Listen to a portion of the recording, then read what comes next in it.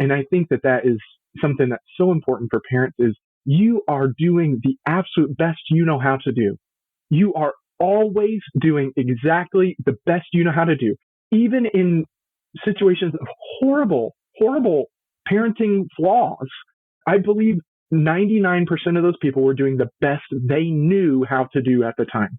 So give yourself that grace and then ask for the help when you're lost, when you don't know what you're doing, because that's an instinct too of, oh, I'm lost. I don't know what to do right now. Okay, great. Trust that instinct, get some help, and there's no shame in that.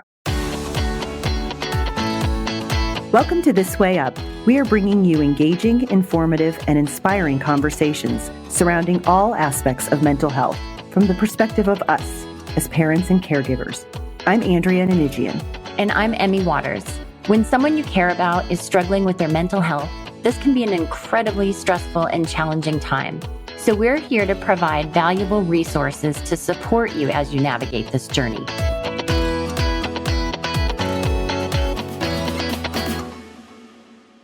Today's episode is so much fun. We are joined by Stuart Perry, also known as Mr. Stu from Mr. Stu's TV.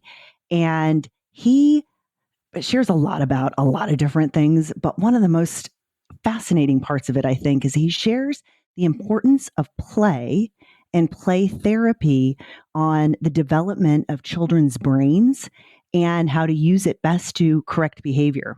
Oh, yeah. I'm just blown away and so inspired by meeting someone who puts so much good energy, good spirit, and good help for kids and parents. I think you and I learned so many new things from this conversation with Mr. Stu, aka, I'm not going to give it away, but listen through to hear what his alternate persona is out in the world. I'm blown away. There's so much to learn from him.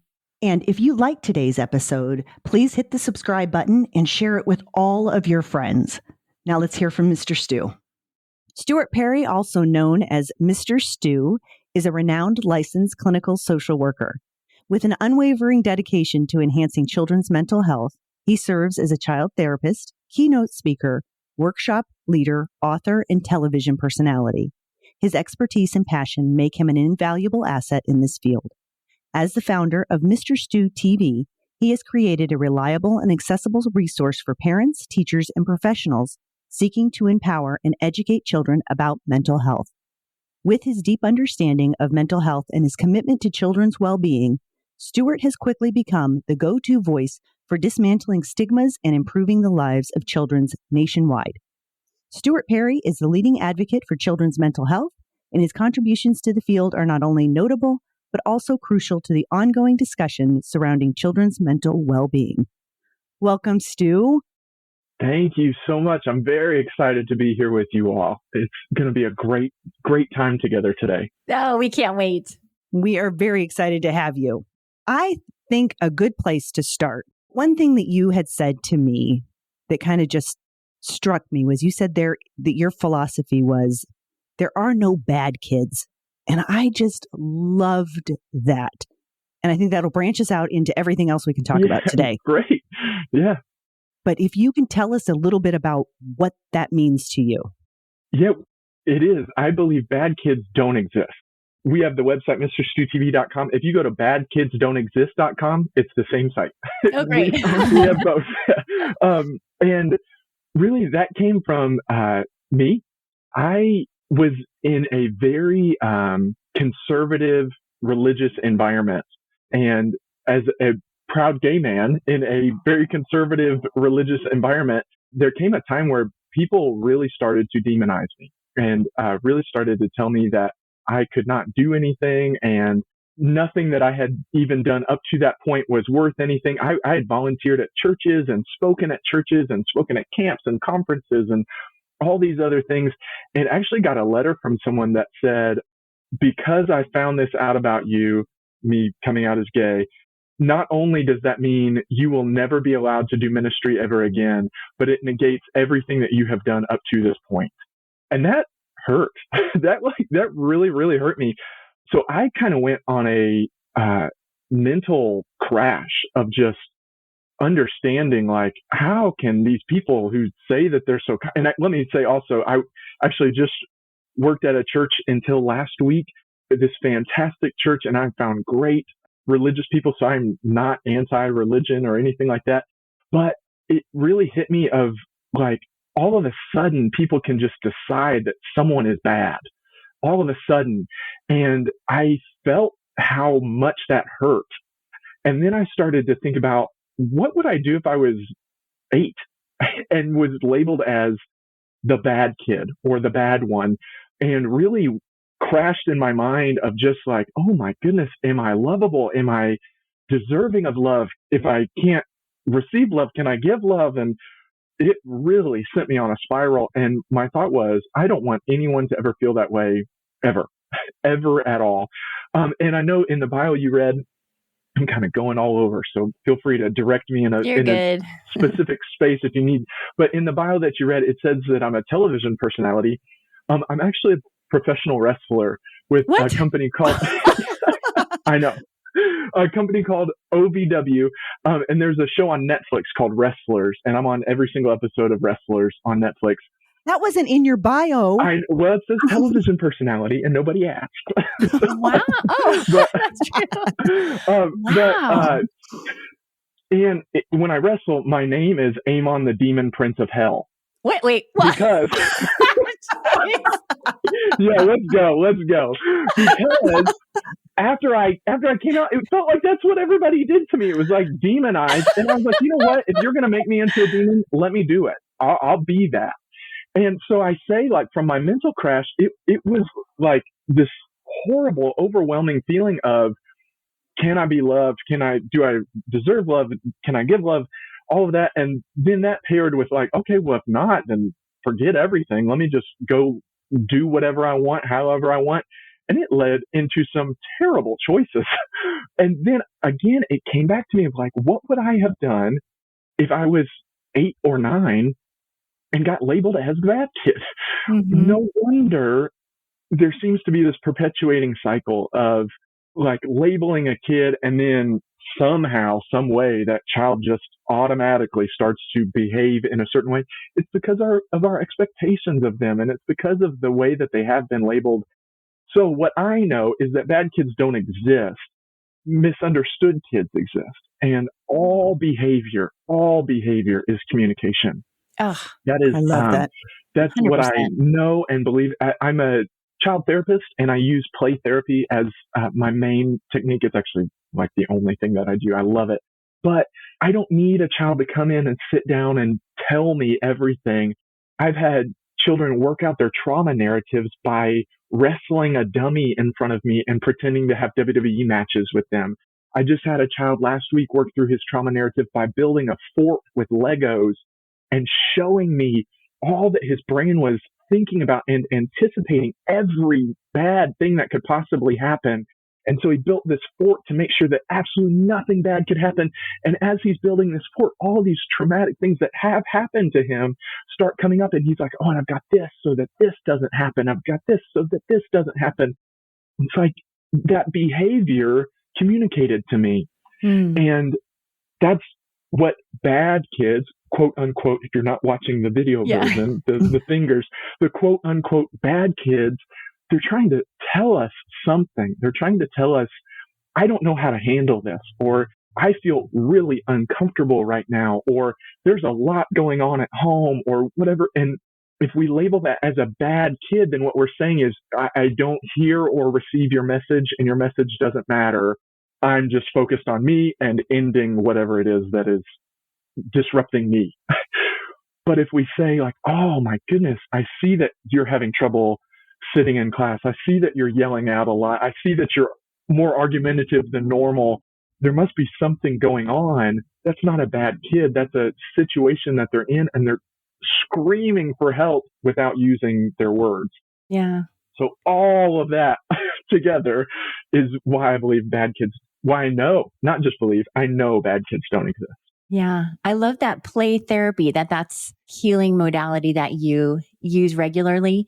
What is happening in that exchange of physical action for a child that allows them to realize positive communication or expression or a process that heals or at least communicates to you, their therapist? What's happening for them? Yes, absolutely. I love talking about play and the therapy and why it works. And really what it comes down to, I work mainly with young children, so elementary age and younger. I do have clients up to age 19, and we all do play therapy. Sometimes it's talk play. So maybe it's a conversation, but it's a playful conversation, or I just play off of whatever they're telling me. But play therapy with the actual toys, especially with young kids, the reason that it works is young children don't have access to what's called the prefrontal cortex. That part of their brain isn't online all the way yet until about age 12. So if you're talking to a kid under age 12, and I get this complaint all the time of, I asked them why they did it and they couldn't tell me. Absolutely. They can't.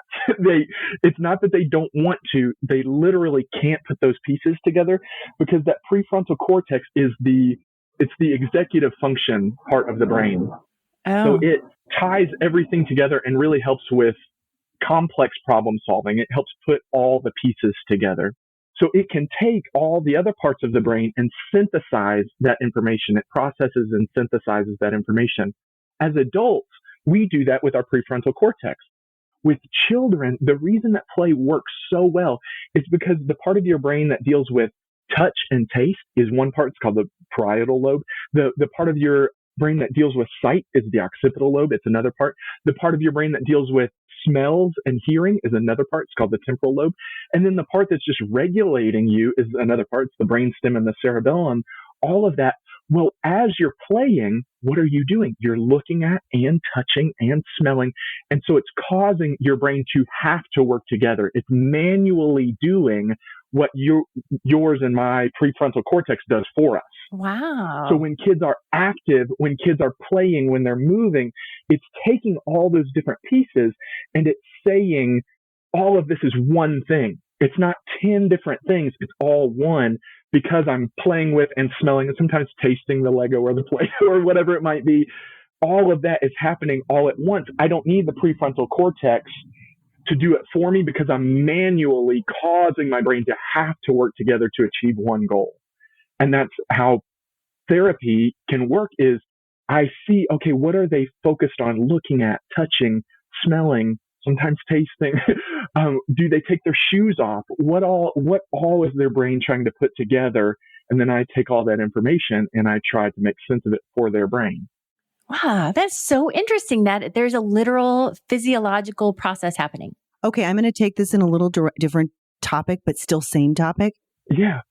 We see kids on iPads, phones at very, very young ages. And what I'm hearing you right now is this sensory play is necessary for brain development. And this answers a lot of my questions, right now. If you're putting your kid on a digital iPad right away, they're missing out on a huge portion of neurological development. That's a good point, Andrea. Yes. All the synapses that are created in the brain, you have to create those so they don't just happen. So if you aren't using it, you will lose it. That's the reality of what I do is kids are just scrolling. And again, I understand, sometimes you're taking a road trip, put the kid on the iPad. Right. It's going to keep everybody subdued. It's going to be okay. But if that's all they're doing, if they're not playing, they're not forming those synapses. So then their brain can't put those pieces together. Then later in life, either it's harder for them to have that executive functioning, which I think we're seeing right now, the results of a lot of that lack of executive functioning, or they're quickly overwhelmed by any type of experience, which again, I think we're seeing a lot more of just this feeling of just constant overwhelm of, I don't know how to handle it. And it's because you didn't build a tower out of Legos. It's because you didn't take the time to build those synapses and learn to tolerate things at different levels. So now everything feels overwhelming. This is also fascinating to me. Good. I love talking. Play, to me, play. I'm so sorry about the planes. We are having Thunder over Louisville tomorrow. Thunder over Louisville, it's like the nation's largest fireworks show. Oh, And as part of that show, they have the Air Force fly planes, and they are practicing right now. well, the listeners get a glimpse into the... You'll hear like the jets into the world of Louisville. Yes, That's Louisville's right. a beautiful place. But I think so many times people think of play as like this joke thing, and there is so much science in the play, and I love using play. And as a matter of fact, I think that's why schools are struggling so much, is because so much of the learning is, hey, let's do this on your iPad. When I was a kid, it was, hey, here's those geo squares or whatever. Yeah. Move them around on your table and play with them, and let's make slime in science class or whatever. And now it's, here, watch this YouTube video. Ooh, that was a loud one. Right. Here, watch this YouTube video, or here, do this worksheet on Google Docs. Sit there and do on your iPad. And then it's almost like administrators or teachers are surprised. They're like, well, kids love iPads. And it's like, yes, I know they love iPads, but at a certain point, their brain can't do more iPads. Yeah. At a certain point, like, that's done to them. They need to move. They have to move. It's what creates those synapses. Well, I think about when we were kids. You're a little bit younger than us. But when we were kids, we did worksheets, and everybody is like, oh, worksheets. Why do they want to do worksheets? But we would do worksheets. We would use crayons. We would pick out the different colors. We would, do whatever. We had art, where we were creating things. You were using your hands. You were thinking about, you may have been sticking some glue in your mouth. I don't know. I didn't do that, but you may have been doing that. But, you had those type of activities at a necessity because we didn't have the iPads and everything. We weren't just sitting there with a pencil on a worksheet. We were actually creating things on a daily basis. Yeah. And it helps build all those synapses. It makes everything work. The research actually shows that if you are just trying to sit and tell someone something, especially a child, it takes about 400 repetitions for that to actually stick. What? Yeah. So when parents tell me, like, I've told them 10 times they need to clean up their room. You go 390 more. Yeah, I go, great. You only have 390 left to go. And they get frustrated, but it's 400 times. If you are just wanting someone to sit and listen to you or just give an instruction, 400 times for that to actually stick. Wow. If you'll use play, it's between 10 and 20 times. 10 and 20. That's it. And that, it doesn't mean that it has to be Legos. And I'm not endorsed by Legos or anything, but toy. It doesn't have to be that you're playing with a toy, but if it is just something playful, if you're just kind about it, or if you're making a joke about it, or if you're willing to jump in and make it playful in some way, it will only take 10 to 20 repetitions because it causes more of the brain to work together all at once. The 400 times is only talking to one part of the brain. Playful is talking to all the parts of the brain all at the same time. Can you put that into context for something that happens in our house with our kids, talking to a mom and dad who might be listening, and they're trying to take your advice of telling their kid, after you play with your toys, clean up your room? Like, what does that look like in a play context to get it in there fully integrated and the child understands? Yeah, I love to demonstrate this one. There's some Legos in the lobby of the therapy clinic that I work at. And kids don't have to clean up in my office for certain reasons, but in the lobby, they do have to clean up before they come with me. And parents are always like, good luck trying to get them to clean up those Legos. And I go, hey, just watch and see if this would work for you. And so I challenge them. I say, I bet I can clean up more than you. Let's do it. I bet I can get more than you. And so even that is playful now. Or let's see how many we can pick up in 30 seconds. I've got my timer. Let's go. Boop. Okay. So making a game of it. Yeah. Or even, can you get all the green ones? Can you get all the green ones? I'll get the yellow. You get the green. Let's go. Boop, boop, boop. Now it's not clean up. It's, hey, we're going to clean up. Let's go. Now there are some things that need to be directed more serious. You got to choose your battles on those things. Picking up Legos doesn't need to be the most serious part of your day. And so that's one way that you can do it, is really just, your child, what they like, and anything that might be goofy, if you throw that in there, it just takes less for your child to put it all together.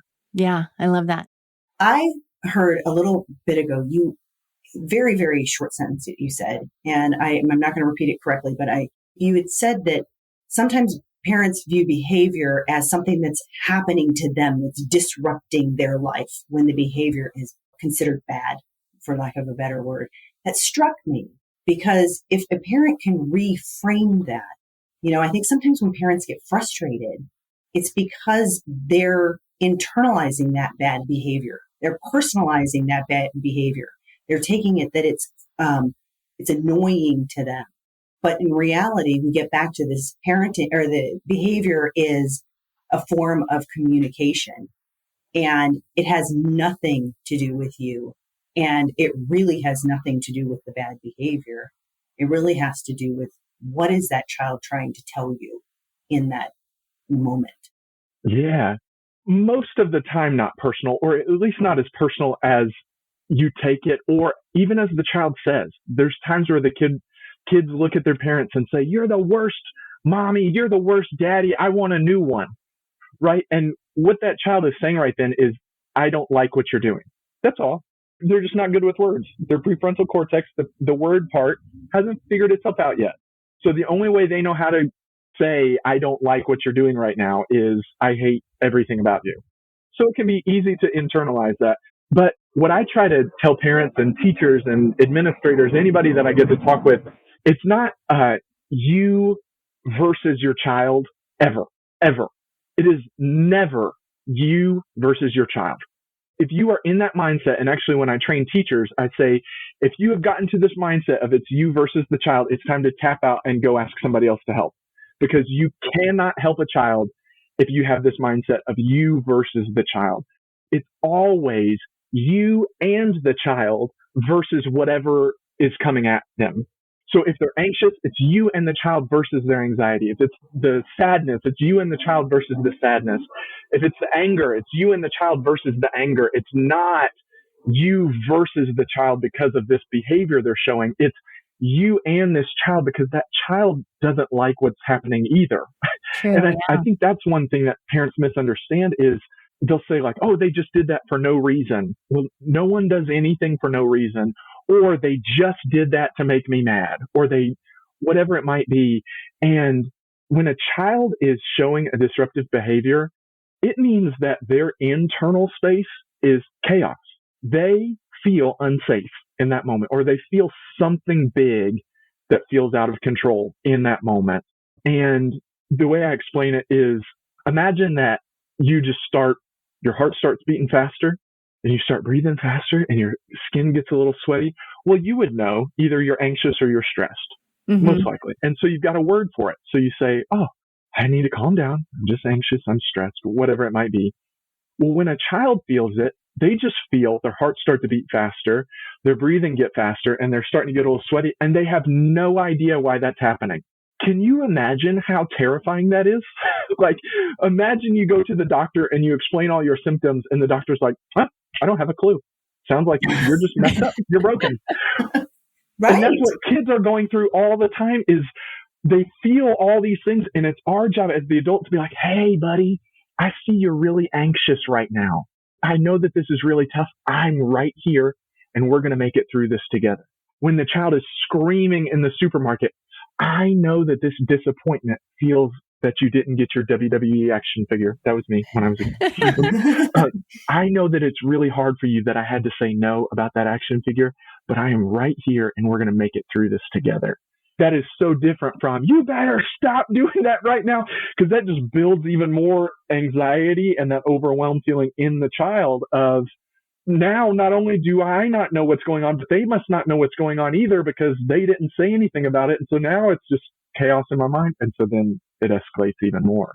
Yeah, I like that acknowledgement and alignment, that you're aligning yourself with your child. Always. It's always you and them versus whatever. I've got a question on that, and I don't know enough about it, but there's this trend going on now about gentle parenting. And there's a part of me that understands that we want to acknowledge and work with the child and teach them. That's our role. But at the same time, and again, I'm not fully versed on this, is that I feel from what I have read that it's not putting boundaries in of how you have to act as to fit into society long term, right? Because there's certain social boundaries that you have to have. Your feelings do need to be acknowledged, but you still need to act in a certain way. Can you address gentle parenting? Yeah, I don't know much about gentle parenting. There's all kinds of different ones. There's gentle parenting, there's positive parenting. I'm actually trained in what's called nurturing parenting. Okay. And they're all very, very similar. If you think of it, so many times when it's not gentle or not positive or not nurturing, it's just stop, no, don't. Stop, no, don't. Stop, no, don't. Stop, no, don't. Stop, no, don't. And what nurturing parenting says, and I can't speak to gentle parenting or positive parenting or anything like that, but what nurturing parenting says is that doesn't teach the child what to do. It only teaches them what to not do. So it's not don't say no. I say no all the time to kids.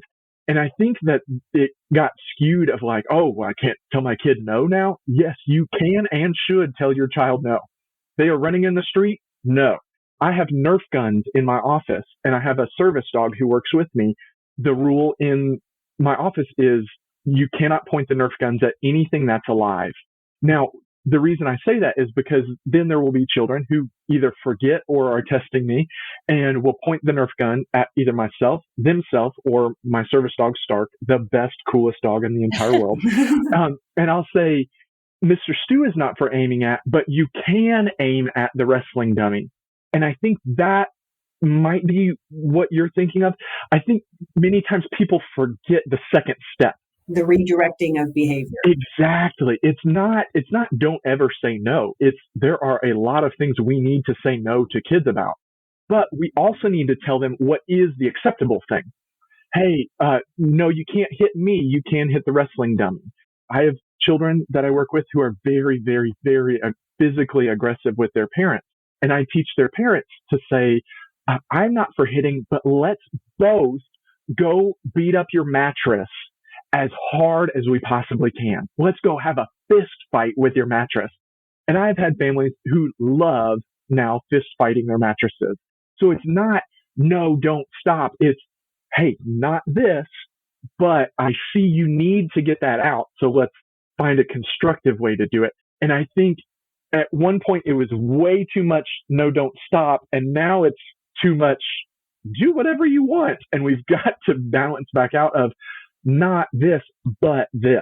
Yeah. Well, and I do love the fact that we're these days teaching our kids about what those emotions are, and we're acknowledging that they exist. And I love too how you're saying that, okay, what are the alternatives?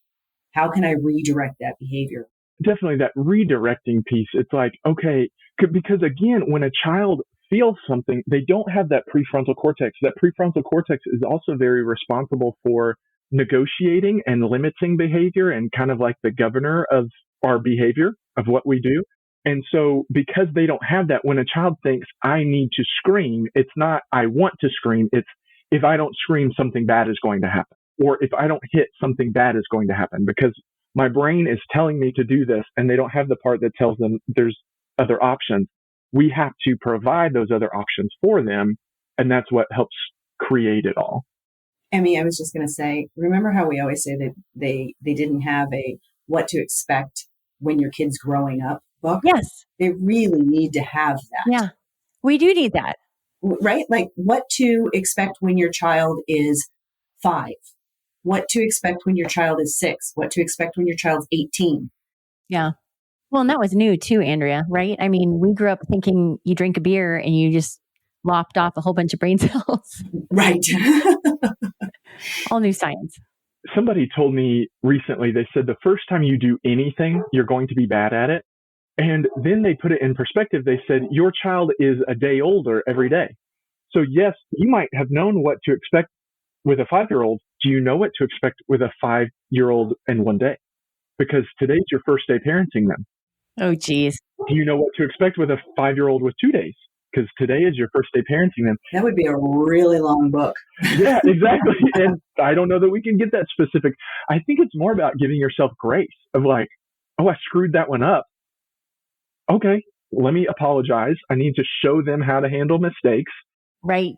But also, I can fix it. It's not, there's very, very, very few things that kids go through that are just like, end it, like end everything. If the child's still going, like, we can work through it. And I think parents sometimes think like, I'm going to make a mistake. And it's like, yes, you are going to make so many mistakes, Right. so many mistakes. But how do you handle those mistakes when they happen? That's the important part. Right. How do you communicate and how do you recover within the context of your kids? That's a big one to learn. Curating these valuable conversations is really about our shared passion for promoting mental wellness. Behind the scenes, however, there are some platforms and systems we utilize that cost money that help bring these episodes to you. If you found value in our conversations and feel inspired to support, consider making a donation. Whether it's the price of your morning cup of coffee or more, your contribution directly supports our ability to keep connecting, sharing, and growing. Please visit our website at thiswayuppodcast.com to support this community. We thank you and we appreciate you. Stu, what is your experience when kids get a little older? They have more independence, free will. They have a greater, more extensive vocabulary coming at you. And now they've been raised understanding feelings and emotions and get oftentimes overwhelmed by those. I've seen some of Andrea and I watched some of your videos about anxiety and even depression. How do you approach anxiety today with, let's say, preteen and teens even? Yeah, I have teenage clients who come in and they tell me what they have because they saw it on TikTok. So they will tell me, oh, I know I have borderline personality disorder because I saw it on TikTok. And I'm thinking in my head, like, first off, you're not even old enough to be diagnosed with borderline personality disorder. And also, that's a big, tiny, very, very, very small portion of the population is borderline personality disorder. And also, if you do have borderline personality disorder, you would not want to be bragging about having borderline personality disorder. It would be very difficult for you to be going through. So I think part of it is in fashion to have something wrong mentally, mental health oriented.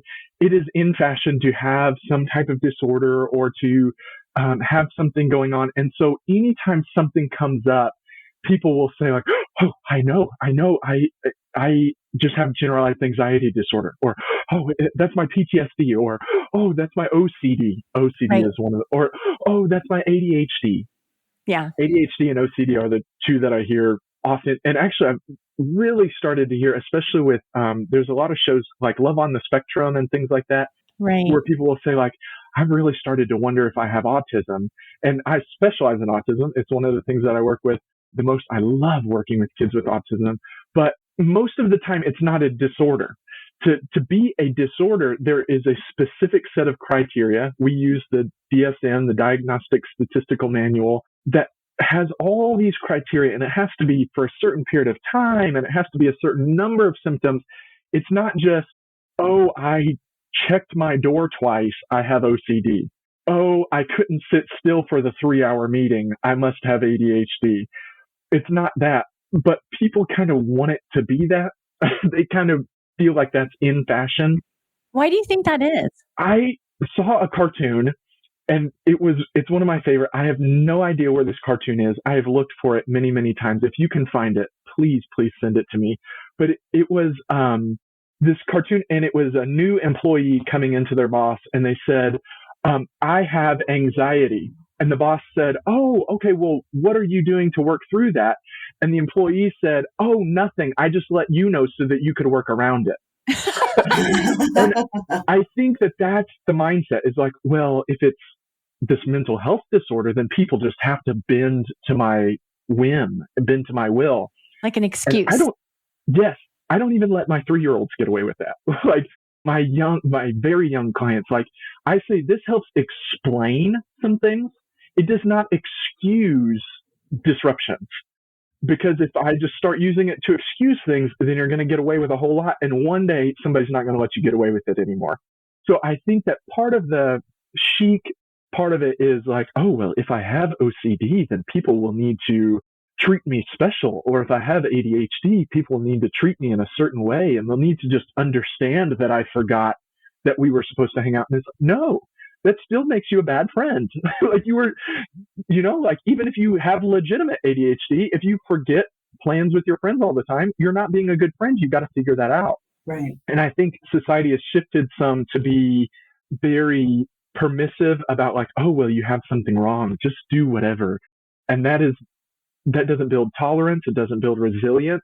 We have to say, hey, I see that this is harder for you and you might need some support, and you're going to need some support for a while or maybe for your whole life.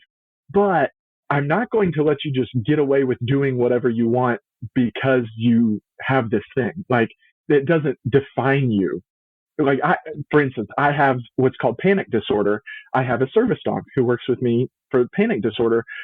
I work a full-time job. I do therapy for people. I've just found ways to work around it with proper supports. I don't make excuses. I don't say, oh, well, because of my panic disorder, I've got to find a way. If it's something I need to do, I've got to find a way to do it. And I think that's part of the chic part of it. Right. I think that's a big distinction. Yeah. Not using a label or a condition or experience to excuse you from doing something, functioning at a certain level, getting a lot of extra grace sometimes. I don't know, maybe that sounds mean, but I do see that a lot of times people are just so weighed down with the feelings that they stop. They're immobile. Yeah. Yeah, the excuse. I also think, honestly, once all of these stars started coming out and saying, and I think the intention there was pure, like, okay, hey, I've got anxiety, I've got OCD, I've got depression or whatever. I think the intention was, hey, if I just let everybody know, then they're going to feel like if they do have it, then they're going to feel like they're validated and it's all okay. And then all of a sudden they're seeing, Selena Gomez, I don't remember what she has, but she has something. And then everybody's like, oh, that's pretty cool. I want to be like Selena Gomez. And then all the 13-year-olds have whatever Selena Gomez has. It's like, really? No. Yeah. Or they hear Selena talk about like, it was really hard for me to get up in front of the 20,000 people tonight. And kids are like, it's hard for me to get up in front of my class. And it's like, I get it. Yes. Both are anxiety, but one is disruptive to her life. She can't do what she needs to do because of that. So she's got to get some extra support. And one is a feeling and one is a disorder. So as a parent, your child is now seeing this stuff on TikTok. They're hearing from their friends. They've now labeled themselves. And you're the parent and you've got to tell them, break it to them. You know what? You really don't have this. What are some guidance to tell them to not break their heart that they don't have, OCD? Yeah. Well, definitely. I think if a child is interested in getting help for the thing, help them find the help. There's all sorts of ways to do that. There's a national hotline now that is just 988. And that's it. It's instead of 911, it's 988. And you can call or text that number. And there are mental health professionals waiting to be able to help during times of crisis or times of difficulty where you just need to talk. They can get you connected to long-term resources if that's what you need. Never heard of that. Yeah, it's a great thing. So I think anytime a child is asking specifically for help, even if it seems totally off, help them get help, because there might be something else going on. I've seen, I had a child come in just the other day, and they were coming in because they were aggressive and fighting all the time. Turns out they were in withdrawal from a medication that they had been on. Oh my gosh. So it was like, now imagine that the parent was like, you don't have that. You're just being whatever. Right. They never would have known, like, you are going through a medical withdrawal. Like, that's not safe. Like, we need to get you some help right now. So if a child is asking for help, I think that it's important to let them get help, because also as the parent, you also are not a diagnosing professional, probably, Good point. So you don't know for sure that your child doesn't have this thing. And if they're asking for help, they need help.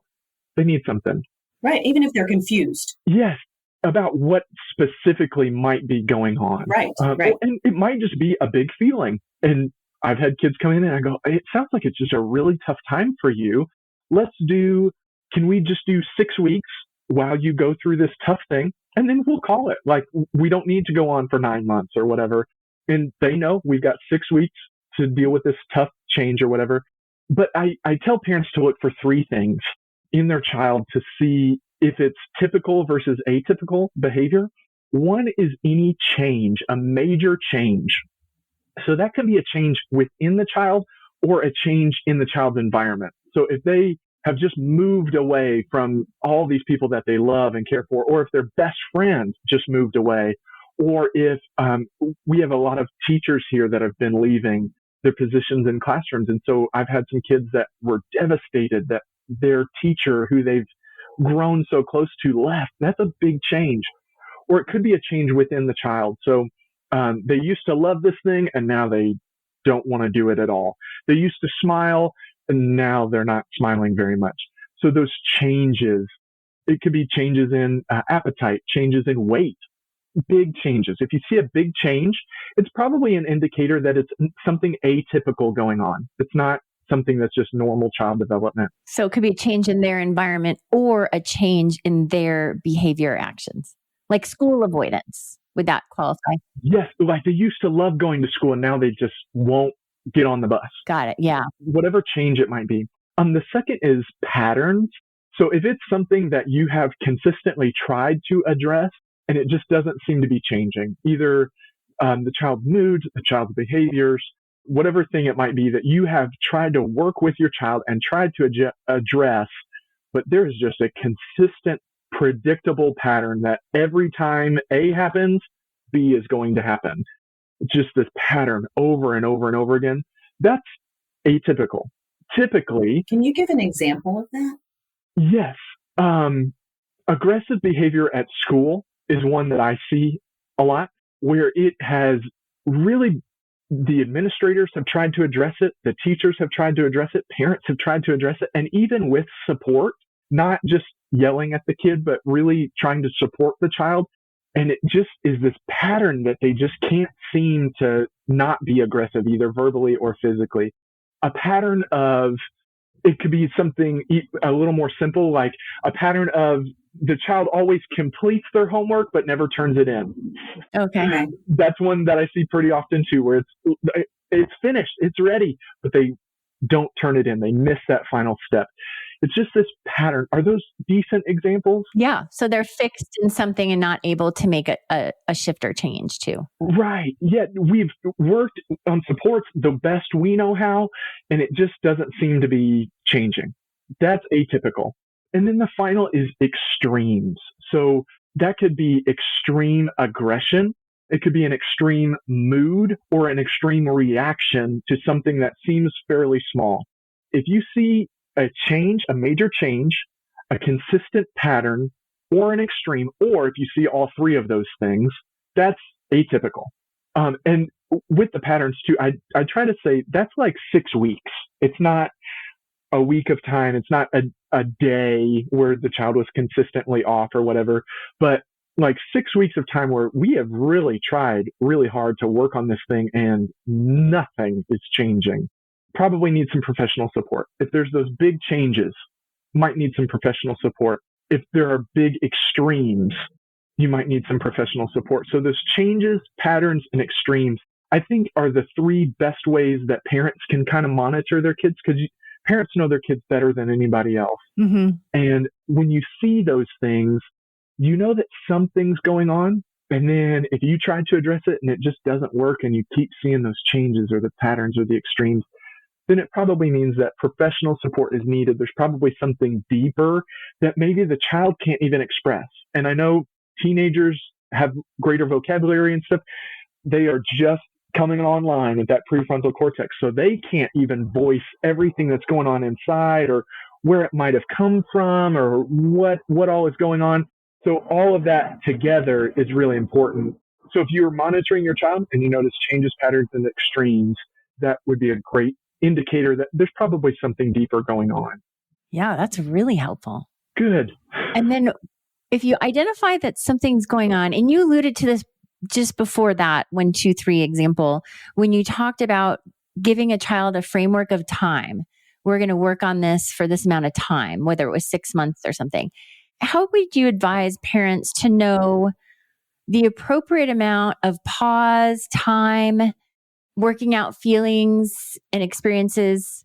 How do we know when to implement scaffolding and parameters and boundaries and know to push and say, okay, now we've been feeling this. Now it's time to get up and do X, Y, or Z, that now I got to get shit done and do my job or go to school. I gotta go. I gotta go. Sorry, I should have said that. It's okay. It didn't bother. I'm a professional wrestler. It didn't bother me at all. I was going to say, Stu wrestles for a living. Part of a living, I should say. A lot of times we want clients to get to level 10, right? So if they're starting at 1, we want them to get to 10. And I see a lot of even clinicians forget that 2, 3, 4, 5, 6, 7, 8, and 9 are stops along the way. That I see it a lot, especially with clients who are dealing with depression, where the clinician gets so frustrated because they're like, I know what you need to do. I know it. I know what it is you need to do. Why aren't you just doing the things that I tell you to do? And people with depression, it's not about feeling sad. It's about this constant feeling of being overwhelmed because the brain is not working at the pace it's supposed to. I explained it's like driving with your e-brake on at all times. So it is really hard to get going. It's not just, oh, I'm sad today. It really feels like I can't do this. It's an overwhelming feeling. Not sadness comes from that overwhelming feeling. Sadness is a symptom. It's not what's actually happening. It's that feeling of overwhelm. Good distinction. Mm-hmm. So I think a lot of times you have to break it down in your head of saying like, okay, they need to get up and go to work. They need a job. Or maybe they need a job. Maybe that's probably 7. That's like level 7. If they're at 1, first we got to get them to brush their teeth. I've got someone I just consulted with the other day, and they were saying the client would not brush their teeth. They would brush their teeth once every 10 days because they just didn't feel like they had the energy to get up and brush their teeth. And so I said, well, there's these little things called wisps. They're like these little pre-done toothbrushes. They're for travel. And I said, what if we had them keep some of those on their bedside table, and each day they use a wisp and they can chuck it across the room or whatever they want to do with it. But that way they're getting their teeth brushed every day. Well, then from there, we can say, okay, can you get up once a week and brush your actual teeth? Let's plan it. It's going to be each Friday. You're going to get up and brush your teeth. All the other days, you're going to use your wisp, right? Now, then it's like, okay, can we do Monday and Friday? Can you do Monday and Friday, brush your teeth? And if someone is at that extreme level of any mental illness, sometimes it has to be like that, where it's not just, there's going to be days where they can do 8, 9, and 10. There's going to be days where they're at 2, 3, and 4. Again, as a parent, you know your child. So you can kind of see what day are we having today. If your child has a mental health disorder, what kind of day are we having today? And I do need to push them always a little beyond what they think they can do so that I can show them they can do more than they think they can. But I'm not going to ask them to do 10. Today I'm going to settle at 5 because they're actually at 3, but I think I can push them. And with me right there with them, we can get to a 5. It's all about taking those steps rather than saying like, oh, well, here's the end goal. You need a job. Go. That's really hard. That's really tough. That's really tough. Yeah. That's bad. Okay. So being able to take those steps of saying like, okay, today you're at a 3. And you can ask your kid, how are you feeling today? I have parents, and that's part of the parents' homework is ask your child 1 to 10, how are they feeling today? And some days they're going to wake up and say, I am at a 3. I just don't know how much I can do. Okay, well, that means we've got these supports for the days that you're feeling like a 3. I know you've got this. Yeah, you're going to get pushed today. There's going to be times where you're going to really need to use those skills that we've been working on. It's going to be a tough one. I know, but I can't wait to hear about how well you did. Now we're pushing them to keep going beyond. Yeah. That sounds wonderful and also exhausting. Yes. It's both. This is just going to be a comment, but it may lead someplace. You have mentioned twice, you know your child better than anyone else. And then I watched one of your videos, and you said you are the best parent for your child. And I think in today's world, so many parents are so insecure. And we all, not even in today's world, I mean, we were all insecure as parents. But I think one of the messages we need to hear is we do know those kids better than anyone else. Yes, we need to get support, but we also need to trust our own instincts. And we need to know when that child says that they're a 3, when we can push them to be a 3.5, or when we need to say, yeah, they're a 3 today. Yeah. Yes. That talk, you are exactly the parent your child needs. That one meant a lot to me. I actually don't have children of my own, but I love to encourage parents because you are exactly the parent your child needs. You know them better than anyone else. And yes, you're going to make mistakes, and yes, you're going to mess up big sometimes, but you really do know them best. And those instincts that you have are there for a reason. And I think that is one thing that I am seeing is parents almost feel shame sometimes when they need to come get professional help because there's so much information about mental health. Yes. That parents sometimes feel like they're supposed to be able to handle the mental health problems or concerns of their children without help. So then when they need to go get help, they feel like they failed as a parent because now I had to go ask for help with my kid who I'm supposed to know better than anybody else, but obviously I don't. Or we feel like it's our fault. Yes. You feel like you're the one who did it, or your genes are the one. Right. I get that all the time working with children with autism. I've had so many parents crying in my office asking me what they did to give their child autism.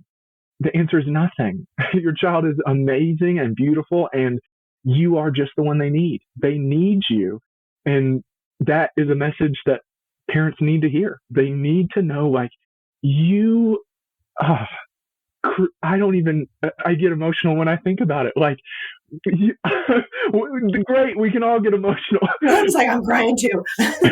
But you created this beautiful, amazing being, or you've adopted, or you've taken on this beautiful, amazing thing. You were in exactly the right place at exactly the right time. And there is nothing that can compare to that. I have parents who get frustrated because they're like, well, they act way better with you. And I'm like, yeah, but you know them better than I do. I wish I could know them as good as you do. I have no idea some of the things that you know about your child. And I think that is something that's so important for parents is you are doing the absolute best you know how to do. You are always doing exactly the best you know how to do. Even in situations of horrible parenting flaws, I believe 99% of those people were doing the best they knew how to do at the time. Mm-hmm. So give yourself that grace and then ask for the help when you're lost, when you don't know what you're doing, because that's an instinct too of, oh, I'm lost. I don't know what to do right now. Okay, great. Trust that instinct, get some help. And there's no shame in that. Like, that's why people like me exist. I am a professional for a reason. We need professional help sometimes, and that's important. Oh, thank you for that validation for all the parents and the reminder that they are enough and they're exactly doing the best they can with what they know in any given moment. I think that is a perfect way to end the interview. Unless, Emmy, you have something else. No, I loved it. Okay, Stuart, where can these parents find all of your wonderful resources? Yeah, there's 3 tiers to Mr. Stu TV. We offer mental health fun for kids, mental health resources for parents, and mental health training for professionals. So it's that fun, resources, and training. For the fun, it's mainly on YouTube. So youtube.com/@MrStuTV. You have to add the little @ thing on all YouTube channels. So youtube.com/@MrStuTV. For the resources, there are free resources and free training materials on our website, MrStuTV.com. It's MisterStutv.com. And then for training, on the website, you can actually book me. I fly all over the country and train parents and teachers and other mental health professionals on all sorts of different concepts related to mental health. So that's it. Wow. Fantastic. What a fun interview. Thank you. Yeah. Thank you for sharing your spirit and your energy and your insight and using all this to help the world in all those different ways. It's beautiful. Well, thank you. Yeah. Thank you so much for having me. And Wow. just remember, bad kids don't exist. It's not real. Some things exist, some things don't. Bad kids don't. That's it.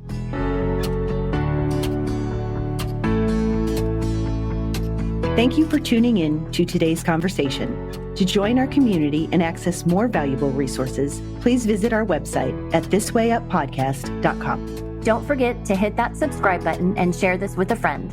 And to stay connected, follow us on Facebook and Instagram at Listen to This Way Up.